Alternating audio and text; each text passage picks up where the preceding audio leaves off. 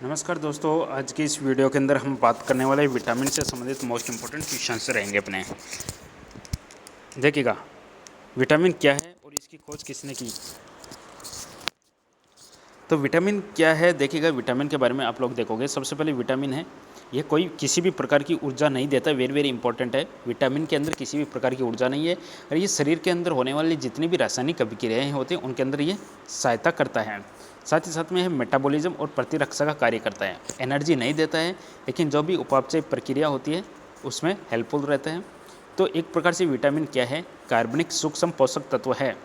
और विटामिन है, शरीर को ऊर्जा नहीं देते, लेकिन उपापचय क्रियाओं और रोग प्रतिरोधक क्षमता के लिए बहुत ही ज़्यादा आवश्यक है।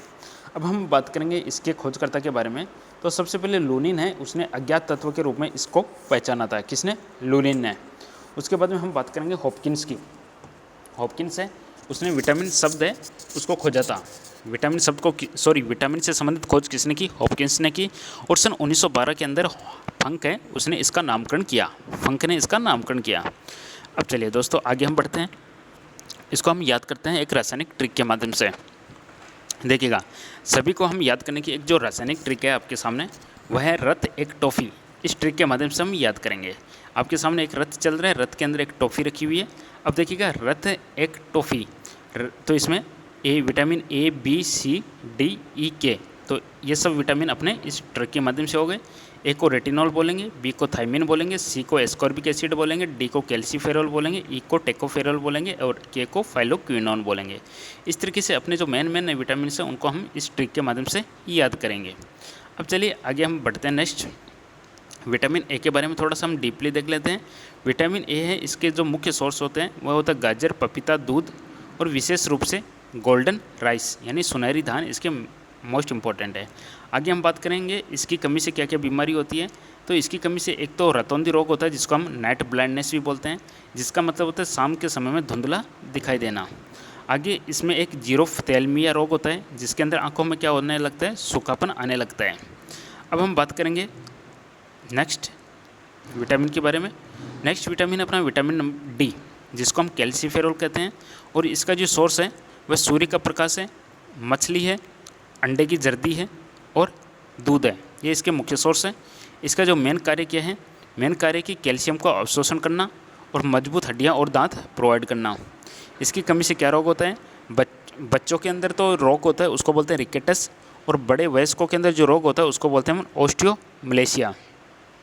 चलिए आगे हम बात कर लेते हैं नेक्स्ट विटामिन की। विटामिन ई और के की बात करेंगे। विटामिन ई की बात करते हैं और विटामिन के की बात करते हैं। देखिएगा, विटामिन ई का जो सोर्स है वह है अंकुरित बीज है और वनस्पति तेल है। इसके कार्य और रोग क्या है, विटामिन और शक्तिशाली एंटीऑक्सीडेंट है। इसकी कमी से जन्म क्षमता में कमी आती है, बांझपन या नपुंसकता होती है। अब विटामिन के की बात करेंगे तो इसका हरे पत्तेदार सब्जियां। और कार्य क्या है, विटामिन के का कार्य क्या है, जो ब्लड क्लॉटिंग होते हैं उसको बनाने में सहायता करती हैं।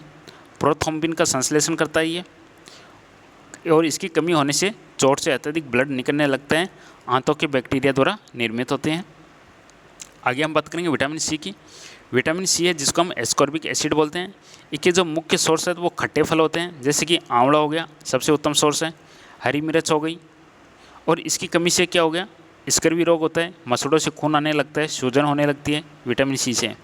और ये घाव बढ़ने में सहायता करते हैं विटामिन सी। ये इसके अंदर जिंक धातु पाई जाती है। देखिएगा, विटामिन सी हमेशा क्या होता है, गर्म करने या छिली हुई सब्जी धोने से यह विटामिन नष्ट हो जाता है। कोई भी सब्जी को हम, जैसे कि इन सब चीज़ों को हम गर्म करेंगे तो ये विटामिन सी है वह नष्ट हो जाता है। अब आगे हम बात करते हैं विटामिन बी के बारे में। विटामिन बी के अलग अलग कॉम्प्लेक्स हैं, जैसे कि हम सबको याद कर लेते हैं।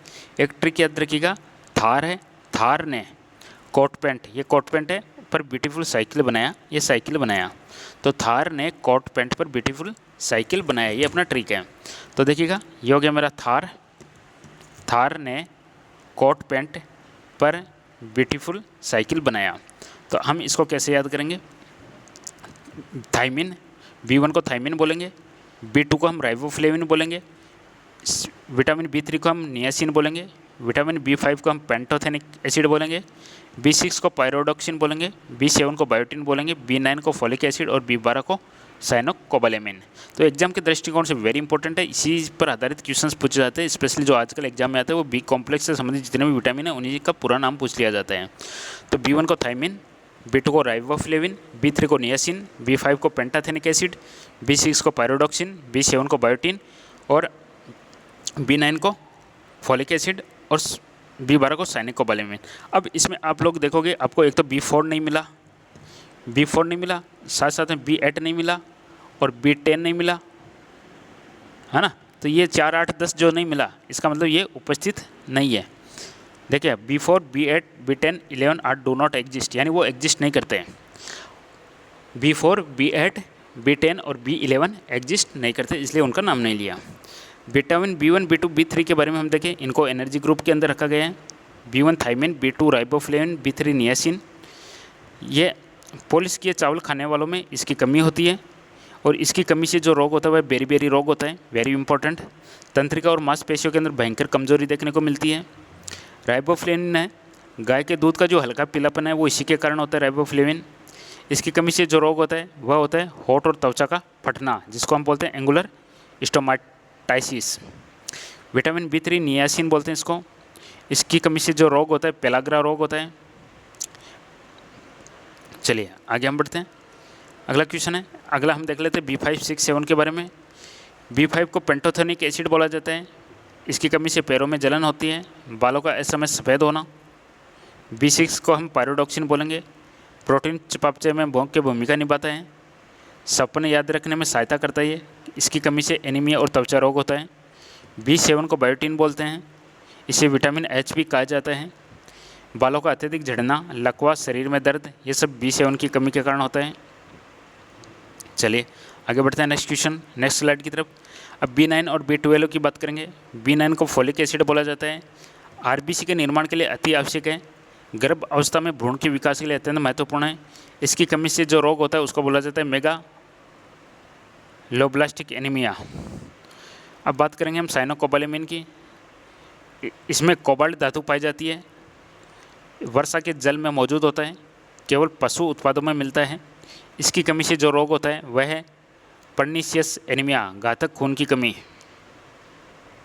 चलिए आगे हम बात करते हैं एग्जाम में पूछे जाने वाले मोस्ट इंपॉर्टेंट पर्सन्स।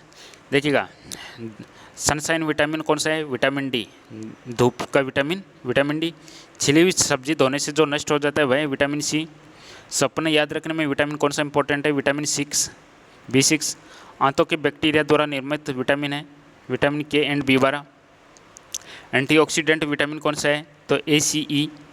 सौंदर्य विटामिन कौन सा है, विटामिन E एंड B7। चलिए आगे देखते हैं। अब हम क्विक रिकॉल कर लेते हैं। रेटिनॉल क्या होता है, रेटिनॉल क्या है, रेटिनॉल रतौंधी रोग, एस्कॉर्बिक एसिड, ये सब ऐसे डायरेक्ट मैच होना चाहिए, ये गलत मैचिंग है इसका। रेटिनॉल की कमी से विटामिन A को रेटिनॉल बोलते हैं, इसकी कमी से रतौंधी रोग होता है आंखों में। एस्कॉर्बिक एसिड विटामिन C को बोलते हैं, इसकी कमी से स्कर्वी रोग होता है। विटामिन D कैल्सीफेरॉल को बोलते हैं, इसकी कमी से रिकेटस रोग होता है। विटामिन K फाइलोक्विनोन को बोलते हैं, इसकी कमी से रक्त का थक्का। और ये अपना साइनोकोबालेमिन है, कोबाल्ट एनीमिया, इसकी कमी से है। तो इसका थोड़ा मैचिंग है वो सही नहीं है, इस तरीके से हम मैचिंग करेंगे इसका। अगला हम देखिएगा कुछ इंपॉर्टेंट क्वेश्चन है एग्जाम के। रतौंधी किस विटामिन की कमी से होता है, तो विटामिन A की कमी से। रिकेटस किसकी कमी से होता है, विटामिन D की कमी से। पेलाग्रा किस विटामिन की कमी से होता है, तो विटामिन B3 की कमी से होता है। आगे रक्त का थक्का जमाने में कौन सा विटामिन सहायक है, विटामिन K। स्कर्वी किसकी कमी से होता है, विटामिन C की कमी से होता है। आगे हम देख लेते हैं। चलिए दोस्तों, ये थे कुछ अपने इंपॉर्टेंट क्वेश्चन। वीडियो पसंद आए तो लाइक ज़रूर कीजिएगा, चैनल को जरूर सब्सक्राइब कीजिएगा। बहुत बहुत धन्यवाद, फिर मिलेंगे नए टॉपिक के साथ में। Thank you.